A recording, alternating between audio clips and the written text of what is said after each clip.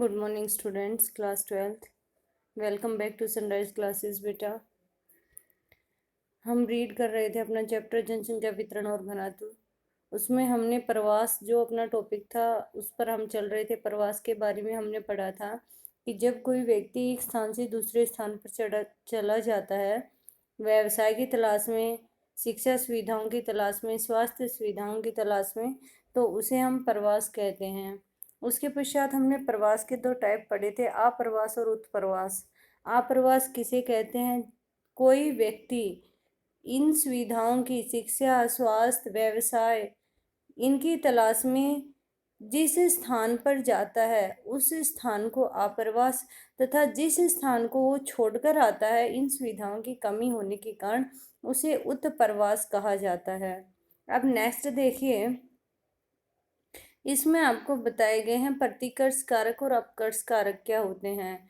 Same उसी तरह से प्रतिकर्ष कारक वो कारक होते हैं बेरोजगारी, रहन सहन की निम्न दशाएं, राजनीतिक उपद्रव, प्रतिकूल जलवायु, प्राकृतिक विपदाएं, महामारियां तथा सामाजिक आर्थिक पिछड़ेपन के कारण जब उद्गम स्थान को कम आकर्षित, ये सब जो है उद्गम स्थान को कम आकर्षित करते करते हैं, या इन सब कमियों के कारण जब हम किसी स्थान को छोड़ देते हैं तो ये सब कारक जो है वो प्रतिकर्ष कारक कहलाते हैं।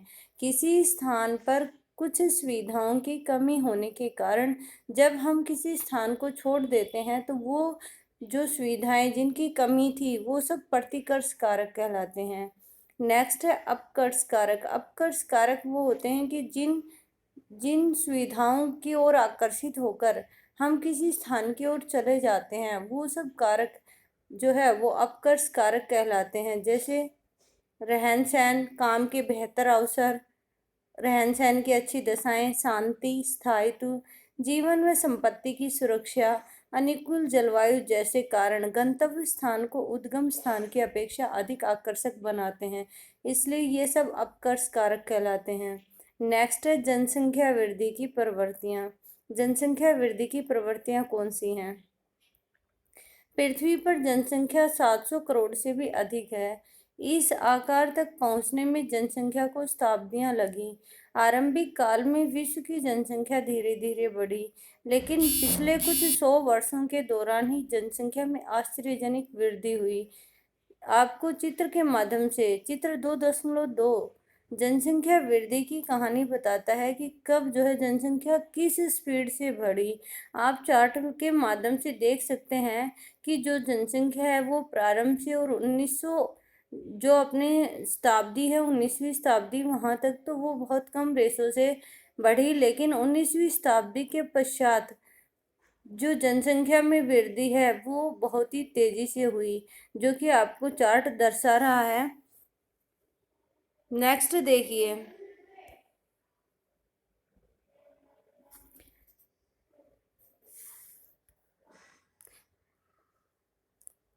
8000 से 1200 वर्ष पूर्व कृषि के उद्भव व आरंभ के पश्चात जनसंख्या का आकार बहुत छोटा था, मोटे तौर पर 80 लाख।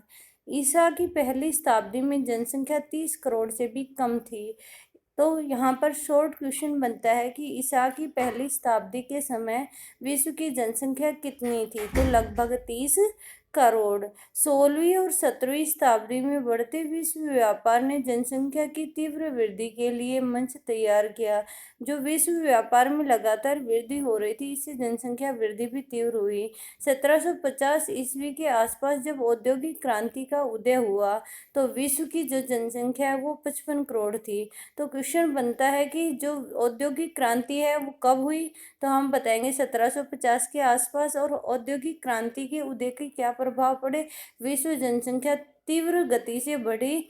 और औद्योगिक क्रांति के समय विश्व की जनसंख्या कितनी थी? लगभग 55 करोड़ थी। तो ये वेरी शॉर्ट क्वेश्चन यहाँ से बनते हैं। आगे देखिए, 18वीं शताब्दी में औद्योगिक क्रांति के पश्चात विश्व जनसंख्या में विस्फोटक वृद्धि हुई। विश्व जनसंख्या में विस्फोटक वृद्धि किस शताब्दी के दौरान हुई? 18वीं शताब्दी के दौरान। अब तक अब तक प्राप्त प्रौद्योगिकी प्रगति ने जन्म दर को घटाने में सहायता की तथा त्वरित जनसंख्या वृद्धि के लिए मंच प्रदान किया। त्वरित मतलब तीव्र गति से जनसंख्या वृद्धि के लिए मंच प्रदान किया।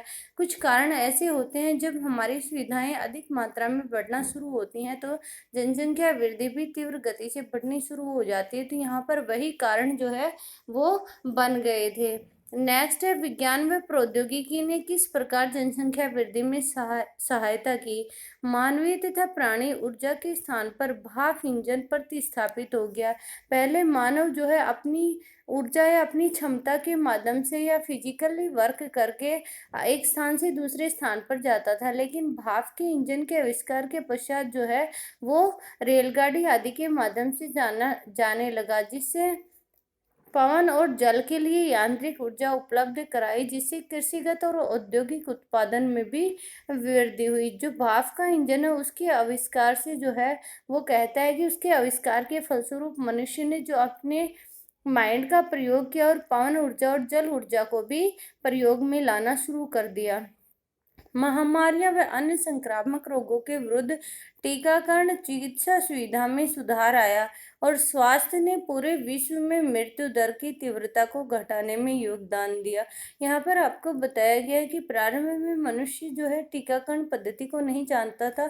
उस समय अनेक ऐसी महामारियां फैल जाती थी, हैजा, प्लेग, चेचक जैसी, जिसमें काफी मात्रा में लोग मृत्यु को प्राप्त हो जाते थे। लेकिन अब मनुष्य ने स्वास्थ्य सुविधाओं में काफी विकास कर लिया था और टीकाकरण के पश्चात मनुष्य की मृत्यु दर कम हो गई थी, इसलिए जनसंख्या में लगातार तीव्र वृद्धि होनी शुरू हो गई। अब देखिए, विगत 500 वर्षों में मानव जनसंख्या 10 गुना से अधिक बढ़ी है। तो पूछा जाए कि विगत 500 वर्षों में मानव जनसंख्या लगभग कितनी बढ़ी है, तो बताएंगे 10 गुना से भी अधिक। अकेले 20वीं शताब्दी में जनसंख्या 4 गुना बढ़ी।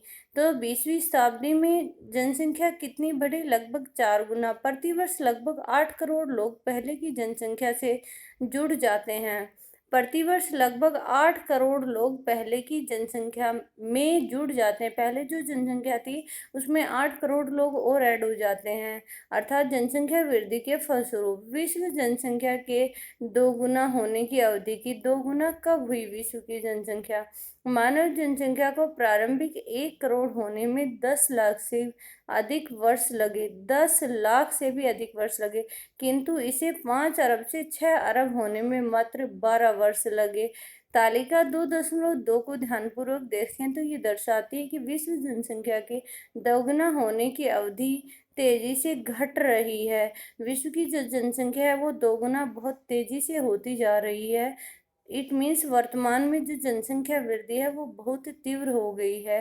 पहले जहाँ 10 से 15 साल लगते थे विश्व की जनसंख्या को दोगुना होने में, वहाँ अब जो है 2 से 3 साल में भी जनसंख्या जो है वो दोगुना हो जाती है। विश्व विभिन्न प्रदेशों में उनकी जनसंख्या के दोगुना होने में अत्यंत भिन्नताएं पाई जाती हैं, अर्थात भिन्न भिन्न स्थानों में भिन्न भिन्न जो है वो आंकड़े निर्धारित हैं कि किस कारण किसी देश की जनसंख्या बहुत अधिक तीव्र गति से बढ़ती है, किसी कारण किसी देश की जनसंख्या जो है वो धीमे विकास करती है। विकसित देश विकासशील देशों की तुलना में अपनी जनसंख्या दोगुना करने में अधिक समय लेते हैं।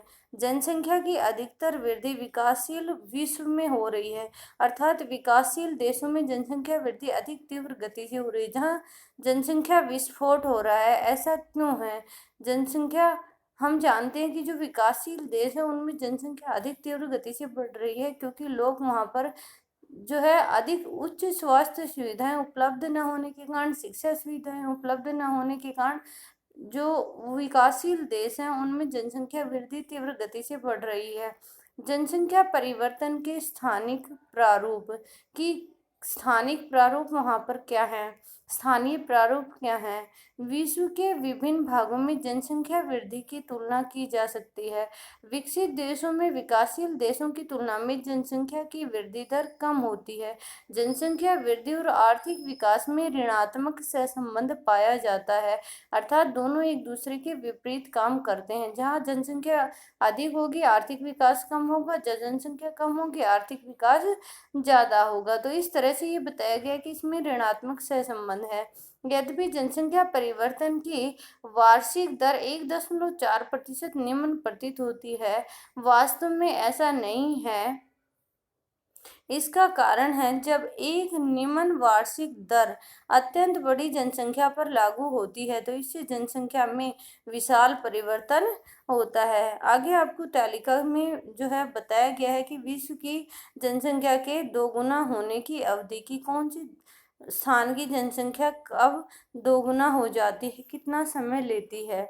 यद्यपि वृद्धि दर निरंतर घटती रहे तो कुल जनसंख्या प्रतिवर्ष बढ़ती है। प्रसव के दौरान मृत्यु दर की भांति शिशु मृत्यु दर में भी वृद्धि हुई हुई हो सकती है। इसमें आपको जनसंख्या वृद्धि 2010-2015 के आंकड़े दर्शाए गए हैं कि किस देश में क्या स्थिति थी 2015 में और 2010 में। जनसंख्या परिवर्तन के प्रभाव। जनसंख्या में परिवर्तन के क्या प्रभाव पड़े? एक विकासशील अर्थव्यवस्था में जनसंख्या की अल्प वृद्धि अपेक्षित है। फिर भी इट मीन्स ऐसा होना निश्चित है कि वहाँ जनसंख्या वृद्धि होगी। फिर भी एक निश्चित स्तर के बाद जनसंख्या वृद्धि समस्याओं को उत्पन्न करती है, अर्थात हम ये कह सकते हैं कि जब सीमित संख्या में जनसंख्या वृद्धि होती है तो हम उसे कंट्रोल कर सकते हैं, लेकिन जब असीमित अवस्था में होती है तो वो समस्याएं उत्पन्न करती है। इनमें संसाधनों का ह्रास या अभाव सर्वाधिक गंभीर समस्या है। जो हमारे पास संसाधन उपलब्ध है उनका लगातार ह्रास होना, उनमें लगातार कमी आते जाना सबसे बड़ी समस्या क्रिएट कर देता है। जनसंख्या का ह्रास जनसंख्या का ह्रास भी चिंता का विषय है। अत्यधिक बढ़ोतरी और अत्यधिक कमी दोनों ही चिंता के विषय होते हैं जनसंख्या के। यह इंगित करता है कि वे संसाधन जो पहले जनसंख्या का पोषण करते थे अब उस जनसंख्या के पोषण में सक्षम नहीं रहे हैं। आगे आपको कुछ बीमारियों के बारे में बताया, जैसे एड्स, HIV। इसका जो है पूरा नाम क्या है? Acquired immuno deficiency syndrome. AIDS का पूरा नाम क्या है? शॉर्ट क्वेश्चन में है एक्वायर्ड इम्यून डेफिशिएंसी सिंड्रोम। जैसी घातक बीमारियों ने अफ्रीका, स्वतंत्र राष्ट्रों के राष्ट्रमंडल के कुछ भागों और एशिया में मृत्यु दर बढ़ा दी है और औसत जीवन प्रत्याशा घटा दी है। इससे जनसंख्या वृद्धि भी धीमी हुई है। यहाँ पर बताया गया है कि एशिया के कुछ देशों में मृत्यु दर बढ़ी हुई है तथा मनुष्य की जो जीवन प्रत्याशा है, जो औसत आयु है, वो घट गई है, जो कि जनसंख्या की धीमी वृद्धि का कारण है। आज हम यहीं तक करेंगे, नेक्स्ट कल बेटा आपको जहाँ तक करवाया है और इसमें जो भी इन बिटवीन क्वेश्चन मैंने आपको बताए ये अपनी नोटबुक में राइट करेंगे और लर्न भी करेंगे। Thank you, have a nice day.